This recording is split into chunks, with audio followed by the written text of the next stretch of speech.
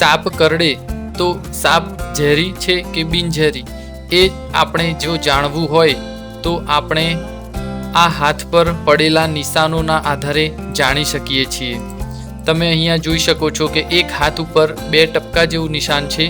એનો મતલબ એ છે કે આ સાપ ઝેરી છે, કેમ કે ઝેરી સાપને 2 મોટા દાંત હોય છે જેના વડે તે શરીરમાં ઝેર નાખે છે.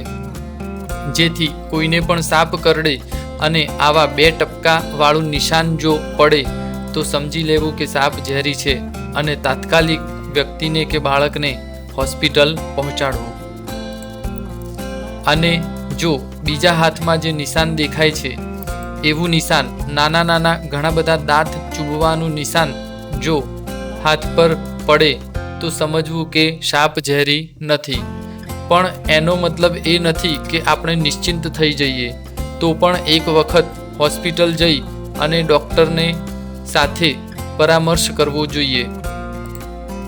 ડૉક્ટરની સારવાર સાચો ઉપાય છે. ઝડપી સારવાર જીવન બચાવે છે.